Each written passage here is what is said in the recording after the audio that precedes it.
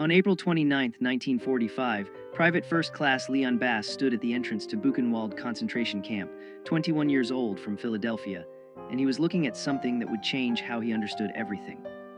Bass was part of the 183rd Engineer Combat Battalion, an all-black unit that had been fighting across Europe since D-Day. The Army had assigned his unit to provide support during the liberation. What Bass saw that day, the skeletal prisoners, the crematoriums, the evidence of industrial genocide, made him realize something profound. He had spent his entire life being told by white Americans that black people were inferior, subhuman, dangerous. Now he was standing in a place built by white people who had convinced themselves that certain humans weren't human at all. The U.S. Army in 1945 was still completely segregated. Black soldiers served in separate units, ate in separate mess halls, slept in separate barracks. They had fought across North Africa, Sicily, Italy, France, and Germany, but always apart from white soldiers. The Army told them this was necessary, that integration would cause problems, that white soldiers wouldn't accept them as equals, that the German people, especially German women, would be hostile to black soldiers because of Nazi racial ideology. Army pamphlets distributed to black troops before they entered Germany warned them explicitly, German civilians have been indoctrinated to see you as inferior. Expect hostility. Expect rejection, keep your distance. The Army was preparing black soldiers for a hostile occupation in a country that had spent 12 years being told that non-Aryans were subhuman. What the Army didn't tell them was that Nazi propaganda had been more complicated than simple hostility. Yes, the Nazis had classified black people as racially inferior, but many ordinary Germans had never met a black person. Their understanding came entirely from propaganda, and that propaganda had been contradictory. Jesse Owens had won 4 gold medals at the 1936 Berlin Olympics while Hitler watched. German audiences had watched American films featuring black performers. And after the war, when black American soldiers began occupying German cities, something unexpected happened. The hostility the Army had warned about didn't materialize. Instead, German civilians, particularly women, approached black soldiers with curiosity, friendliness, and sometimes genuine warmth. This wasn't what anyone had expected. Not the Army, not the soldiers, and certainly not the white American command structure that had spent decades maintaining segregation. The U.S. Army responded immediately with new regulations. General Dwight Eisenhower, Supreme Commander of Allied forces in Europe, was under pressure from Southern congressmen who were horrified by reports of black soldiers socializing with white German women. The Army issued orders restricting fraternization. Black soldiers received explicit warnings. Relationships with German women would result in court-martial. White military police began patrolling areas where black soldiers were stationed, looking for violations. But the regulations revealed something the Army didn't want to admit. They weren't trying to prevent fraternization with enemy civilians. They were specifically trying to prevent black soldiers from forming relationships with white women. White American soldiers faced no such restrictions. The Army's concern wasn't about fraternization with Germans. It was about maintaining the racial hierarchy that had governed American society since slavery. By summer 1945, the Army was facing a public relations crisis back home. Southern newspapers ran headlines about black soldiers fraternizing with German women. Congressmen demanded investigations. White soldiers sent letters home describing black troops socializing with German civilians, while white soldiers faced resentment from Germans who saw Americans as occupiers. The racial logic was twisted. Black soldiers who had been told they would face the worst hostility were receiving the warmest welcome. White soldiers who had expected to be treated as liberators often encountered cold shoulders from Germans who associated them with bombing campaigns and occupation authority. This reversal threatened fundamental assumptions about racial hierarchy. If black soldiers could be accepted, even welcomed by white Europeans, what did that say about American segregation? The Army's response was to double down on restrictions targeting black troops specifically. Despite the regulations, relationships continued to form. In Stuttgart, a black supply sergeant named William Johnson met a German woman named Hildegard while distributing rations to civilian population centers. In Frankfurt, a military policeman named Robert Townsend started teaching English to German refugees at a displaced persons center, where he met Elizabeth, a former schoolteacher. In Munich, a combat engineer named Thomas Green helped repair a bombed church where he encountered Maria, whose husband had died on the Eastern Front. These weren't illicit affairs or violations of orders. They were human beings meeting in the aftermath of catastrophe, finding common ground in shared experiences of loss and survival. But to the Army command structure and to American society, they represented a fundamental threat. Interracial relationships between black men and white women, the absolute taboo of American racial hierarchy. The Army began conducting investigations. Black soldiers who were seen regularly with German women were called in for questioning. Where had they met her? What was the nature of their relationship? Did they understand the regulations against fraternization? The interrogations were meant to intimidate, to remind black soldiers of their place in the hierarchy. But something interesting happened during these investigations. German women began defending the soldiers. When military police questioned Hildegard about her friendship with Sergeant Johnson, she told them plainly that he had been kind to her children, had helped repair her damaged apartment, and that she would continue to welcome him. The Army could court-martial soldiers. They had no authority over German civilians. The women knew this. Some had lost husbands and fathers in the war. Many had experienced violence during the Soviet advance. Black American soldiers, in contrast, had treated them with dignity. By August 1945, something remarkable was documented in Army reports. Black soldiers were receiving marriage proposals from German women, not one or two isolated cases, dozens.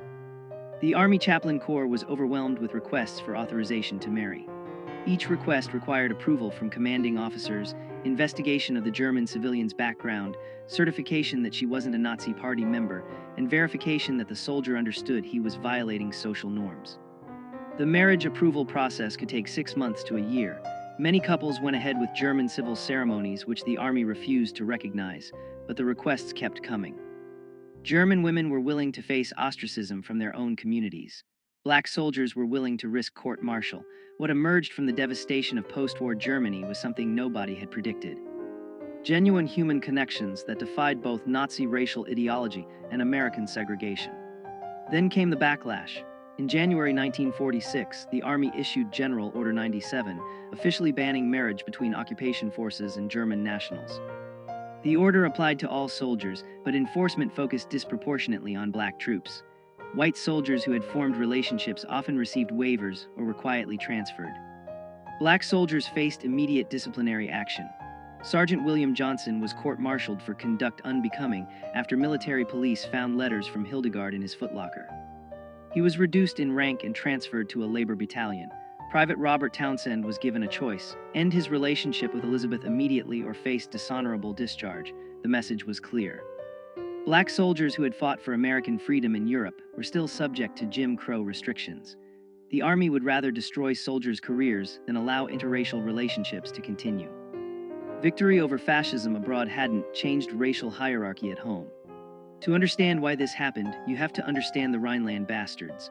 After World War I, French occupation forces in the Rhineland included colonial troops from Senegal and Morocco. Some German women had relationships with these soldiers. Children were born. The Weimar Republic registered approximately 600 of these mixed-race children. When the Nazis came to power, they declared these children a threat to racial purity. In 1937, the Gestapo rounded up the Rhineland children, most were teenagers by then, and forcibly sterilized them. Not imprisoned, not deported, sterilized. The Nazi obsession with preventing mixed-race reproduction was so intense they violated children's bodies to prevent future contamination. So when American propaganda told black soldiers that Germans would be hostile to them because of Nazi racial doctrine, there was historical truth to it.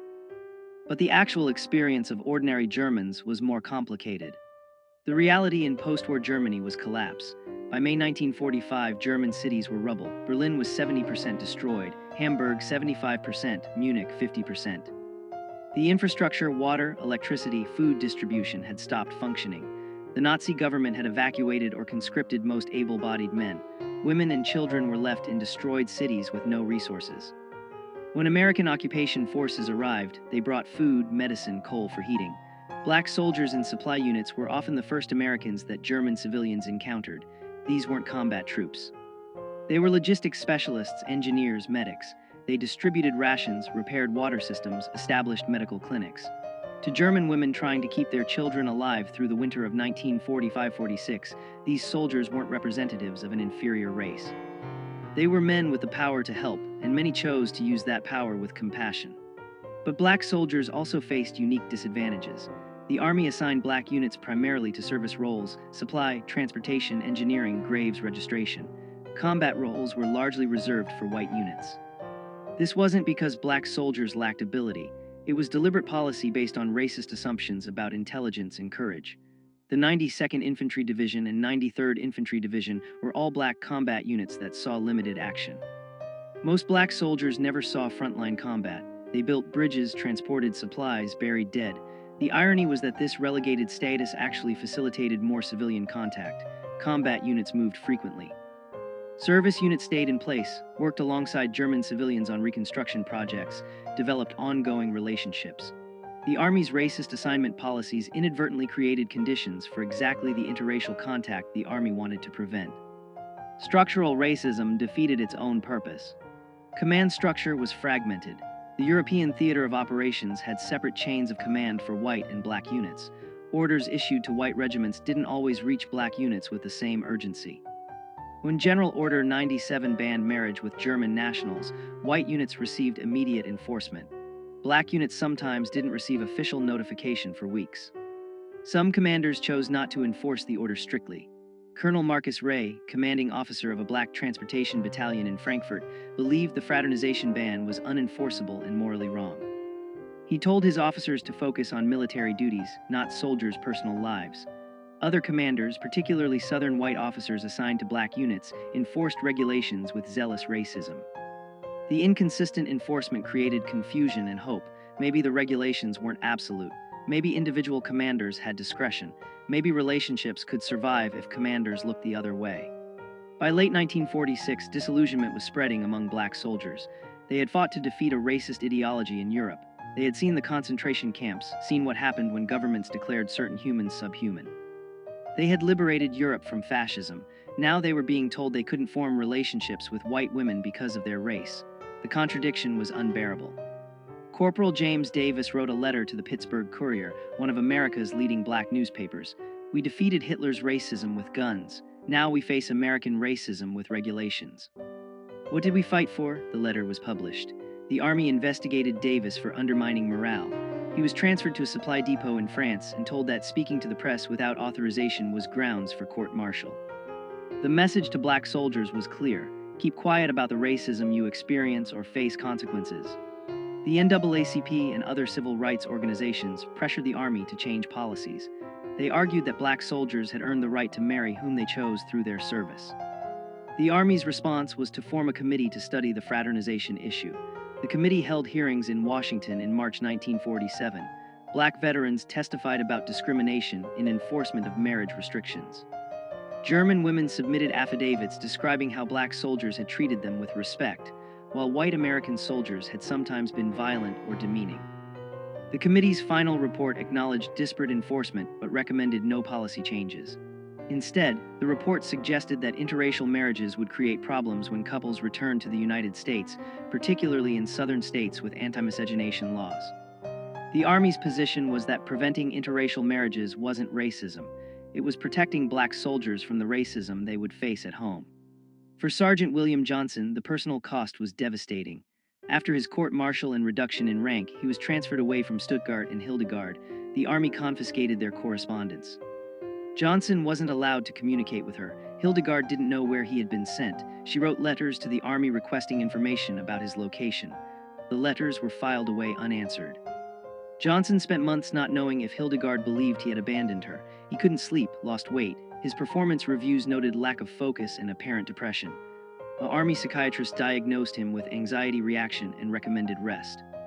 But Johnson didn't need rest. He needed to be allowed to contact the woman he loved. The Army's position was that his emotional distress was self-inflicted. He had violated regulations, and these were the natural consequences. Then something unexpected emerged from Army records. A researcher studying post-war occupation policies discovered that German women married to black American soldiers reported lower rates of domestic violence than German women married to white American soldiers. The data came from German civil police reports and medical records. Between 1945 and 1948, German authorities documented 847 cases of domestic violence involving American soldiers and German women.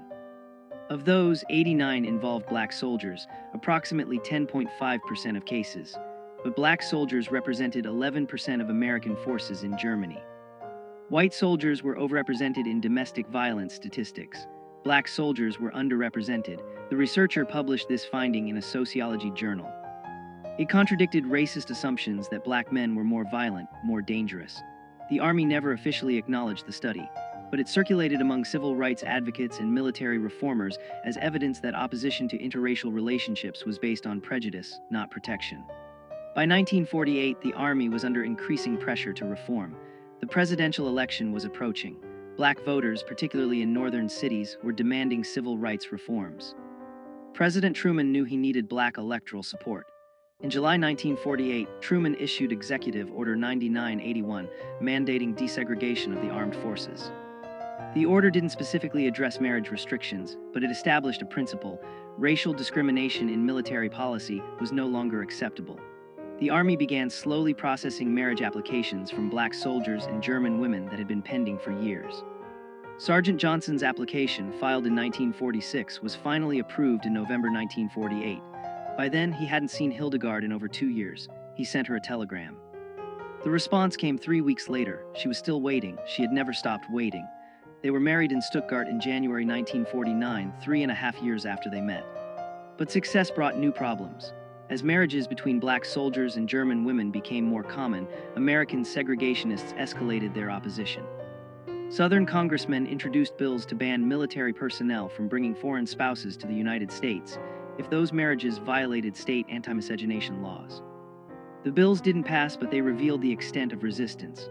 Some Southern states refused to recognize marriages between black soldiers and white German women. When couples tried to settle in states like Mississippi or Alabama, they faced legal harassment, housing discrimination, employment barriers. The Army offered no support. Once a soldier was discharged, his marriage was his personal problem. Many couples chose to remain in Germany rather than face American racism. Others moved to northern cities, New York, Chicago, Philadelphia, where interracial couples faced less overt hostility but still encountered discrimination in housing and employment. The winter of 1948-49 was brutally cold in Germany. Coal shortages meant many buildings had no heat. Food rationing continued. The Berlin blockade had begun in June 1948, escalating tensions between American and Soviet forces. Germany was becoming the front line of the Cold War. Military families, including those in interracial marriages, faced both material hardship and geopolitical uncertainty. Would American forces remain in Germany? Would families be allowed to stay together? The uncertainty was compounded by practical challenges. Housing shortages meant married soldiers often couldn't find accommodation for their wives. The Army provided housing for officially recognized military families, but many interracial couples' marriages weren't recognized by all Army commands. Some couples lived in German civilian housing, separated from military support systems. Others lived in displaced persons camps. The physical and bureaucratic environment seemed designed to make these relationships fail. British occupation authorities had different policies than American forces. British Army regulations allowed marriage with German civilians with command approval, without racial restrictions. French forces, which included colonial troops from Africa, also permitted interracial relationships. Soviet forces operated under their own separate system in the Eastern Zone. The different policies created tension among Allied occupation authorities. American commanders complained that other allies were undermining discipline by allowing what the U.S. Army prohibited. But the real source of tension was that British, French, and Soviet attitudes highlighted American racial hypocrisy. How could the United States claim moral leadership of the free world while maintaining segregated military forces and prohibiting interracial marriage? Soviet propaganda exploited this contradiction effectively. Radio broadcasts from East Berlin featured interviews with Black American soldiers describing discrimination they faced.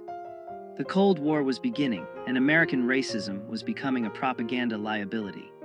Corporal Robert Townsend had a different strategy. After the Army gave him the ultimatum, end his relationship with Elizabeth or face discharge, he chose discharge. In March 1947, Townsend requested early release from service. The Army granted it immediately, perhaps hoping to make an example of him. Townsend stayed in Germany as a civilian. He found work with the Civilian Occupation Administration, married Elizabeth in a German ceremony, and lived in Frankfurt. When other black soldiers heard about this, some followed his example. Why fight the Army's regulations when you could simply leave the military and stay in Germany as a civilian? The Army considered this mass defiance. In 1948, Army intelligence estimated that approximately 200 former black soldiers had remained in Germany after discharge, specifically to be with German women. The Army had no authority over them as civilians. The regulations had created exactly what they were meant to prevent: permanent interracial families in Europe. Support networks developed. German women married to black soldiers formed mutual aid groups. They shared information about navigating military bureaucracy, helped each other find housing, provided childcare support. Some German churches, particularly Catholic parishes that opposed the Nazi regime, openly welcomed these couples. Pastor Friedrich Weber in Munich organized marriage preparation classes specifically for mixed couples, teaching them about both American and German law, preparing them for challenges they would face. Black soldiers who had received marriage approval shared advice with those still navigating the system. An informal network of sympathetic chaplains and officers passed information about which commands were enforcing regulations strictly and which were allowing discretion. This underground support system operated below the Army's official radar. It couldn't change regulations, but it helped couples survive them. The Army knew about these networks but couldn't stop them without generating negative publicity. The NAACP Legal Defense Fund developed a new legal strategy. They argued that military marriage restrictions violated soldiers' constitutional rights under the First and 14th Amendments. Marriage was a fundamental right. The Army couldn't restrict it based solely on race without compelling governmental interest. The strategy was untested. No federal court had ever ruled on military marriage restrictions. The Defense Fund filed a test case in 1948 on behalf of Sergeant David Coleman, who had been court-martialed for marrying a German woman without authorization. The Army argued that military discipline required authority over soldiers' personal lives, including marriage. The federal district court ruled in the Army's favor, saying military necessity justified the restrictions. The Defense Fund appealed. The case moved slowly through federal courts. While it was pending, it provided hope. Maybe courts would eventually recognize that black soldiers had the same marriage rights as white soldiers, regardless of military service. Each soldier faced an individual calculation. Obey regulations, maintain military career but lose the relationship. Or defy regulations, face court-martial or discharge but stay with the woman you loved. For some, the choice was clear. Private Thomas Green told his commanding officer directly, "I fought fascism for 3 years. I'm not going to let racism tell me who I can love." Green faced court-martial, received a dishonorable discharge and stayed in Munich with Maria. For others, the calculation was more complicated. Soldiers with families back in the United States, soldiers supporting parents or siblings, soldiers who needed the Army's educational benefits, they had obligations that extended beyond individual relationships. Some chose to end relationships they didn't want to end because the practical consequences were unbearable. There was no right answer. Each man had to decide what he was willing to sacrifice and what price was too high to pay. Some couples tried compromise solutions. Private James Wilson and his German fiancée Anna agreed he would return to the United States first, establish civilian life, then send for her to immigrate as his fiancée rather than as a military dependent. The plan seemed solid. Wilson received honorable discharge in June 1948, returned to Detroit, found a job at Ford Motor Company, and began the immigration sponsorship process. The wait was supposed to be 6 months. It took 3 years. The State Department processed German immigration applications slowly. Former enemy nationals faced additional scrutiny. Applications from German women engaged to black American men faced the slowest processing of all. Wilson sent letters weekly. Anna waited in Munich, working as a seamstress. By the time her visa was finally approved in 1951, they had spent most of their relationship apart. When she arrived in Detroit, they barely recognized each other. The reunion was awkward, strained. They married anyway, hoping proximity would restore what distance had eroded. By 1949, many relationships had failed. The combination of military regulations, bureaucratic delays, material hardship, and long-term separation had broken couples apart. The Army compiled statistics. Of approximately 3,200 marriage applications filed by black soldiers serving in Germany between 1945 and 1949, only 1,100 had been approved. Of those approved marriages, an estimated 40% ended in separation or divorce within 5 years. The Army used these statistics to justify their original restrictions. See, these relationships don't work. What the statistics didn't capture was how Army policies actively sabotaged these relationships. Forced separations, delayed processing, lack of support, hostile enforcement, every institutional barrier made failure more likely. Then the Army used that failure as evidence that black soldiers shouldn't be allowed to marry German women in the first place. The circular logic was perfect. The racism was self-fulfilling, and couples who had survived were exhausted. This is when the story could have ended. Failed experiment, proof that American segregation was right, but something happened that changed everything. In July 1949, the Army discharged 150,000 soldiers as part of post-war demobilization. Among them were hundreds of black soldiers who had been serving in Germany. They faced a choice: return to the United States, to segregation, to states where their marriages might not be recognized, where they and their wives would face discrimination. Or stay in Germany, where they were accepted, where their relationships were normal, where their children wouldn't grow up under Jim Crow. A remarkable number chose to stay. They became permanent residents of Germany, found civilian employment, built lives outside the American military system. The army couldn't stop them. They were no longer soldiers. They were free men making free choices. And their choice was Germany over America. The breakthrough wasn't tactical or technological. It was demographic. By 1950, approximately 1,500 Black American veterans were living permanently in Germany with German wives and families. They became a visible community. In Frankfurt, they established a social club. In Munich, they organized a mutual aid society. In Stuttgart, they created an English language school where German wives could learn English and German children could maintain connection to American culture. These weren't isolated individuals anymore. They were an established community recognized by German authorities, integrated into German society. German churches welcomed them. German employers hired them. German neighbors accepted them. The existence of this community disproved every argument about why these relationships couldn't work. They were working, not because the army had supported them, but because the couples had persevered despite institutional opposition. The community's mere existence was revolutionary. But living in Germany as Black Americans in the 1950s brought new risks. The Cold War was intensifying, Berlin was divided, Soviet espionage was real. American intelligence services were suspicious of Americans who chose to live in Europe permanently, particularly those who had rejected life in the United States. FBI files documented Black veterans living in Germany as potential security risks. The assumption was if they preferred Germany to America, maybe they're vulnerable to Soviet recruitment.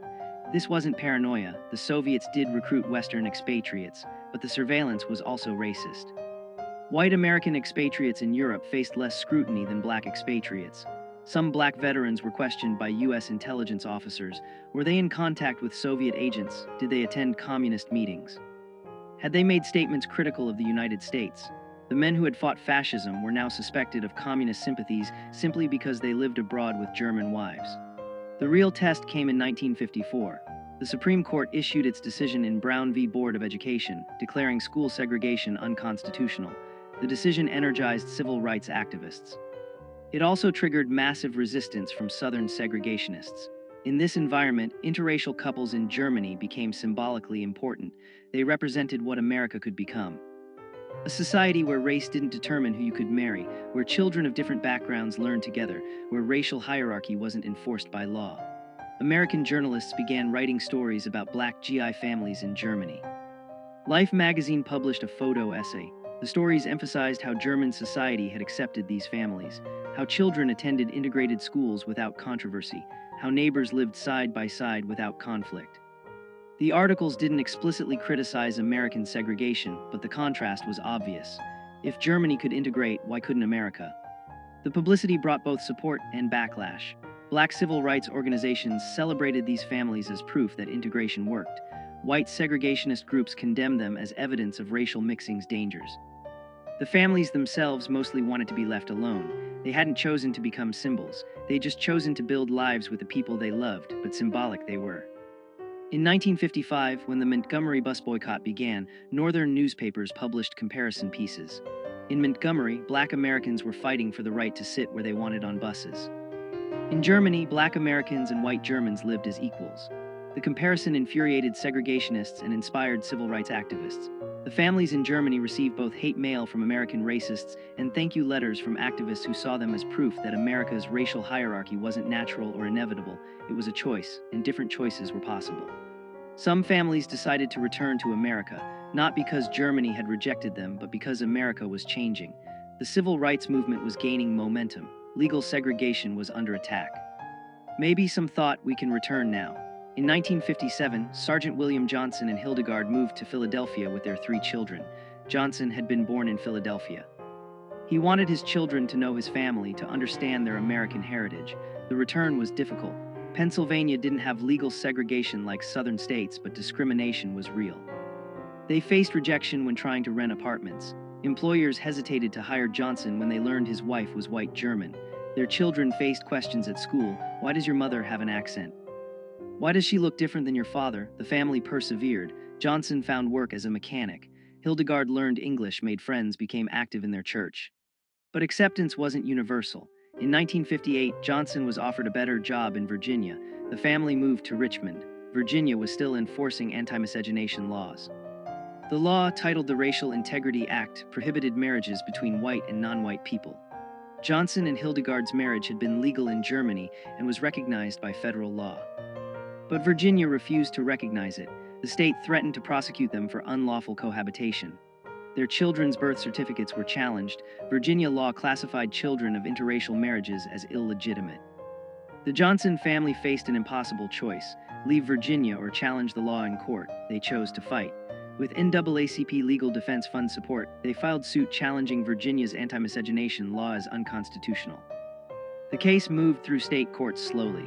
Meanwhile, they lived under threat of prosecution, their family's legal status in limbo. The legal strategy evolved. Initially, the defense fund argued that Virginia's refusal to recognize a marriage legal in another jurisdiction violated the full faith and credit clause of the Constitution. But Virginia courts rejected this argument. The marriage had occurred in Germany, not another U.S. state. The lawyers pivoted. They argued that Virginia's anti-miscegenation law violated the Equal Protection Clause of the 14th Amendment. The law discriminated based solely on race. It served no legitimate governmental purpose. It was fundamentally racism codified as law. The argument was straightforward but revolutionary. No federal court had ever struck down a state anti-miscegenation law as unconstitutional. 16 states still enforced such laws in 1960. If Virginia's law fell, similar laws across the South would be vulnerable. The Johnson case wasn't just about one family anymore. It was about whether states could continue using law to enforce racial hierarchy in marriage. Virginia's segregationist establishment reacted furiously. The state attorney general argued that Virginia had the sovereign right to define marriage within its borders, that states had historically regulated marriage, that the federal government had no authority to override state marriage laws. Virginia's brief defended anti-miscegenation laws as protecting both races from the tragedy of racial mixing. The brief cited pseudoscientific studies claiming mixed-race children suffered psychological damage. It quoted religious authorities who argued that God intended races to remain separate. The brief represented segregationist ideology at its most explicit. Racial hierarchy was natural, necessary, and required legal enforcement. Virginia announced it would appeal any adverse ruling all the way to the Supreme Court. Segregationist newspapers ran editorials warning that if states lost the right to prohibit interracial marriage, the entire legal framework of segregation would collapse. They were right. The Johnson family endured 3 years of legal limbo. During that time, they faced harassment, anonymous phone calls at night, threatening letters. Someone threw a brick through their window with a note. Go back to Germany. Their children were bullied at school. Other parents prevented their children from playing with the Johnson kids. Local businesses refused to serve them. The family could have left Virginia, could have moved to a northern state, could have returned to Germany where they were accepted. But Hildegard insisted on staying. She told a reporter, "We left Germany because we believed America was better. If we run away now, we prove the racists right. We stay and fight." Her determination was remarkable. A German woman who had experienced Nazi racism, then chose America, and was now fighting American racism to make America live up to its own stated values. She wasn't giving up on America. She was demanding America become what it claimed to be. The case nearly collapsed in 1961. The Virginia Supreme Court upheld the state's anti-miscegenation law. The justices ruled that states had traditional authority over marriage and that Virginia's law didn't violate the Constitution because it applied equally to both races. Neither white people nor black people could marry across racial lines. The logic was absurd. A law that prohibited interracial marriage was equal because it restricted everyone equally, but it was legally sophisticated absurdity. The Virginia court cited Pace v. Alabama, an 1883 Supreme Court decision that had upheld anti-miscegenation laws using exactly this reasoning. The decision seemed final. The NAACP Legal Defense Fund immediately appealed to the U.S. Supreme Court, but the Supreme Court had discretion about which cases to hear. If the court declined to hear the case, Virginia's ruling would stand. The Johnsons waited to learn if the Supreme Court would take their case. Then something unexpected happened. The Supreme Court accepted a different case challenging Virginia's anti-miscegenation law, Loving v. Virginia, filed by Richard and Mildred Loving, an interracial couple who had been arrested in 1958 for violating the same law Johnson was challenging. The Lovings case was stronger procedurally. They had been criminally prosecuted, not just denied marriage recognition. The Supreme Court consolidated several anti-miscegenation challenges, including the Johnson case, to be heard together. Oral arguments were scheduled for April 1967. The NAACP Legal Defense Fund, ACLU, and other civil rights organizations filed supporting briefs. The case had grown far beyond one family. 16 states with anti-miscegenation laws watched nervously. Civil rights organizations saw this as potentially the most significant Supreme Court case since Brown v. Board. The outcome would determine whether states could continue using law to enforce racial hierarchy in the most intimate realm of human life, marriage. On June 12, 1967, the Supreme Court issued its decision in Loving v. Virginia. Chief Justice Earl Warren wrote the unanimous opinion. The court held that Virginia's anti-miscegenation law violated both the Equal Protection Clause and the Due Process Clause of the 14th Amendment. Warren wrote, "Marriage is one of the basic civil rights of man, fundamental to our very existence and survival. To deny this fundamental freedom on so unsupportable a basis as racial classifications embodied in these statutes, depriving all the state's citizens of liberty without due process of law, violates the central meaning of the Equal Protection Clause." The decision was unequivocal. Anti-miscegenation laws were unconstitutional. 16 states' laws were instantly invalidated. Couples like the Johnsons, who had been fighting for recognition of their marriages, were suddenly vindicated. Interracial marriage was now a constitutional right nationwide. The decision's impact was immediate and profound. Couples who had been living in legal limbo were suddenly protected. Couples who had avoided certain states could now travel freely. Children whose legitimacy had been questioned were legally recognized. The Johnson family held a small celebration in their Richmond home. Hildegard cried, not from sadness but from relief. For 9 years since returning from Germany, they had lived under the threat of prosecution. Now that threat was gone. The Supreme Court had declared that their marriage was legitimate, that their family was legal, that their love was constitutionally protected. The victory belonged to the Lovings, whose names would forever be associated with the case. But it also belonged to the Johnsons and hundreds of other families who had fought for recognition, who had endured harassment, who had refused to accept that America could legislate love across racial lines. They had won. After the celebration ended, there was a strange quiet. The Johnsons sat in their living room that evening, not speaking much. The victory was real, but it couldn't erase the years of struggle. It couldn't undo the harassment, the threats, the brick through the window. It couldn't restore the relationships they'd lost, family members who had rejected them, friends who had abandoned them.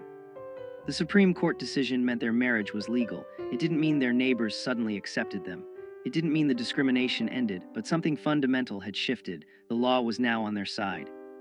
Future interracial couples wouldn't have to fight the battles they'd fought. The silence that evening wasn't disappointment.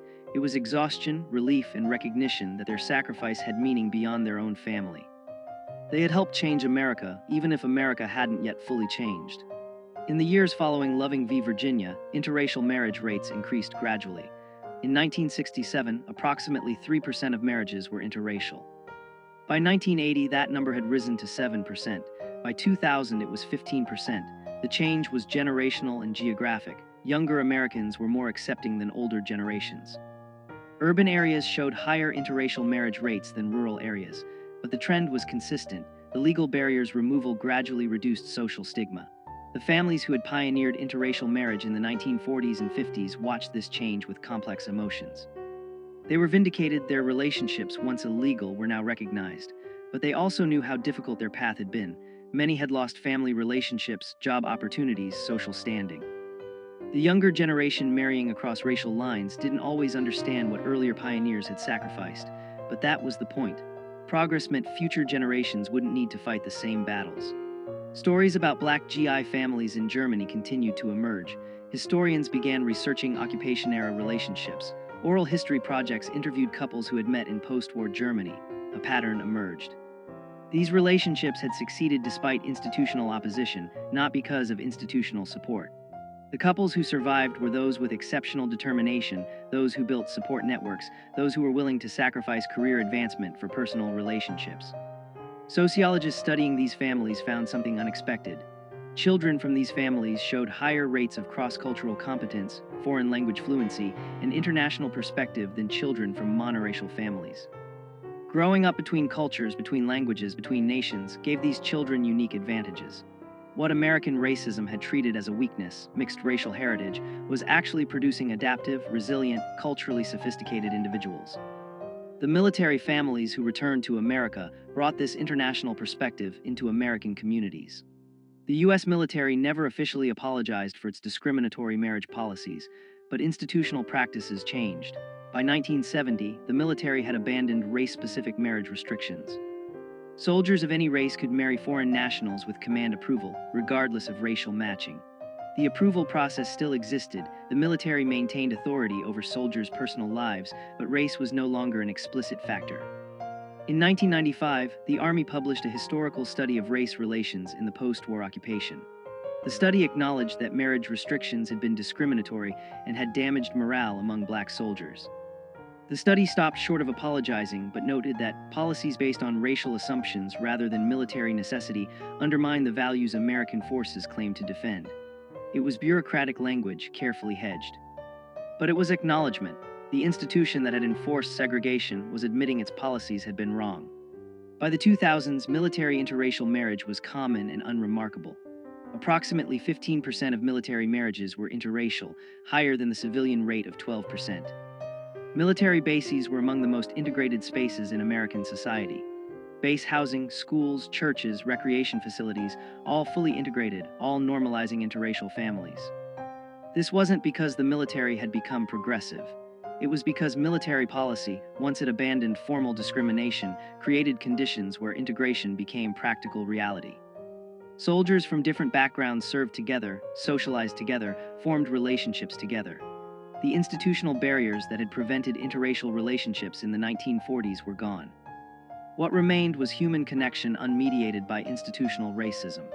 The military, which had pioneered segregation in the early 20th century, had become a leading force for integration by the early 21st century.